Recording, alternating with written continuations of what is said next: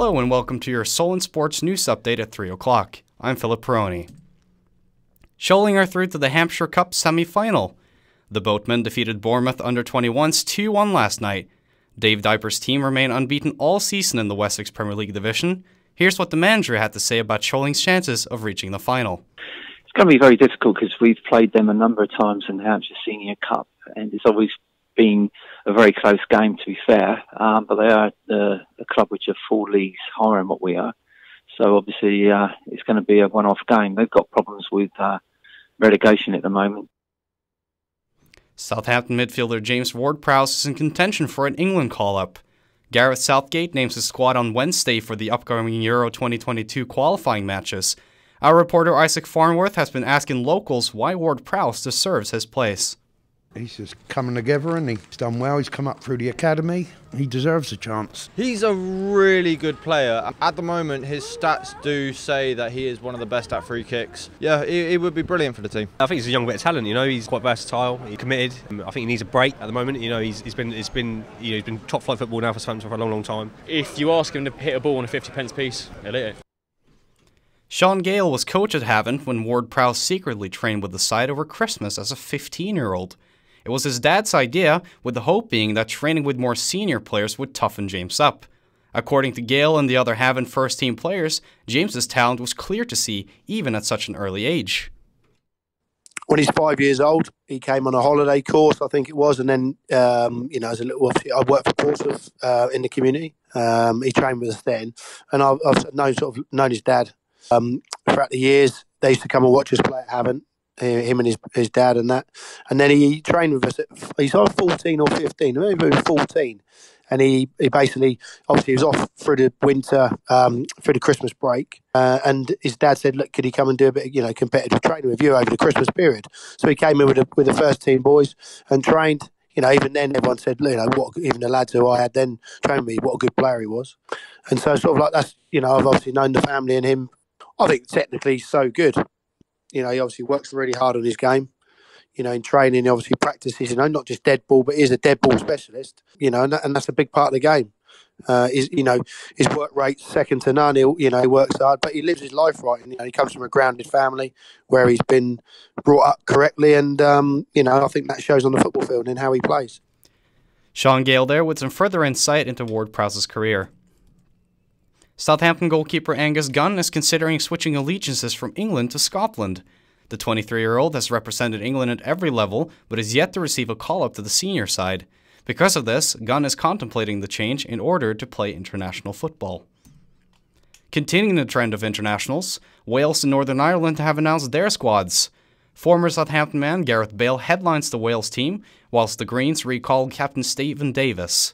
Northern Ireland's O'Neill especially wanted to highlight his new defender, Daniel Ballard. Gareth and Aaron aren't going to go on forever. Neither are playing regularly at their club as well. So I thought it was important to bring Daniel in because I think probably in the next 12 to 18 months he has the potential to be a regular fixture in the squad.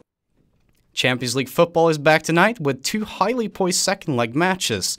Manchester City go into their second-leg match with the slender 3-2 lead over Schalke. In the other game, Cristiano Ronaldo's Juventus face an uphill task to overturn a 2-goal deficit to Atletico Madrid. City's Pep Guardiola is hopeful for tonight. You have to dream, you have to point as high as possible. But in the same time, you have to accept there are another team thinking the same with a lot of quality, with a lot of talent. Manchester City are set to offer millions of pounds in compensation to victims of historical child abuse. This is off the back of former youth coach Barry Bennell being jailed last year for a string of offences. The club currently know of 40 cases of abuse, but are expecting more to emerge in the coming weeks. The England cricket squad looks to undergo big changes. The head coach Trevor Baelish will give a last chance to Chris Jordan, Sam Billings and Jofra Archer before the World Cup in the summer. The Three Lions' next game comes against Pakistan in the one-day international series. We're going to have a good, hard, long chat about about that World Cup squad. Obviously, we've got a one-dayer against Ireland and then 5 against Pakistan before we have to finalise that squad. So, there's some important games coming up. Tensions between India and Pakistan have moved onto the cricket pitch. India wore paramilitary caps against Australia in tribute to the dead killed by a bomb attack last month. The attack was staged by Pakistani rebel group Jaish-e-Mohammed, but PCB chairman Ehsan Mann says the hats are too political. Tiger Woods and Rory McIlroy headlined featured groups at the Players' Championship this weekend. 2 times Players' Champion Woods and McIlroy complete a star-studded field that descends on the TPC Sawgrass. The Irishman comes into the PGA event seeking to join Henrik Stenson and Woods as the only players to win the Players, the FedEx Cup, a major, and a WGC event. In tennis, Kyle Edmonds will fight for a place in the Indian Wells Masters Last 16 tonight. The 24-year-old takes on Moldovan Rado Albert, with Edmond winning their only previous encounter on the clay courts of Marrakesh last year. The final is Sunday, with Roger Federer's all-Swiss encounter the pick of today's matches. With me, I have our reporter Isaac Farnworth, who's been following the tennis world. Isaac, is there a clear favourite to this tournament? Yes, well, it's been an interesting tournament so far. Federer and Djokovic and Nadal are still there, so they're always going to be the biggest names in the hat for the title. On the women's side of things, Naomi Osaka is there, and she's been playing fantastic tennis ever since last season's US Open, so she's a strong favourite to take the women's title. It's certainly going to be an interesting week, and look forward to finals day. Team GB could go into the 2020 Tokyo Olympics with more female athletes than male. This will be the first time in history that any Olympic squad has been made up of a majority of women. Reaching this target will mainly depend on the construction of a joint women's football team. UFC's biggest name has been placed under arrest. Conor McGregor has been charged with strong-arm robbery after destroying a fan's phone. The incident took place in McGregor's training camp in Miami after the victim took photos of the fighter. Anthony Joshua says he's learning from fellow world champion boxer Katie Taylor.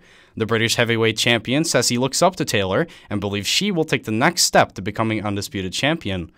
Taylor is Ireland's unified world lightweight champion and can add a 3rd world belt in her next fight on Friday.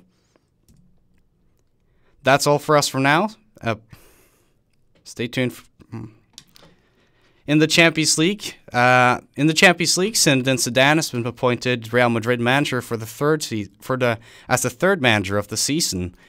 Real Madrid have been struggling this season and currently lie in 3rd in La Liga, 12 points behind Barcelona. The Real Madrid manager had some words to say on his appointment. It's a special day for everyone, and I'm really happy. That's the most important thing. I'm really happy to get back home. I know afterwards there will be questions, but I've got nothing to say about that. I'm just happy to come back. That's all for us. We'll be back in an hour.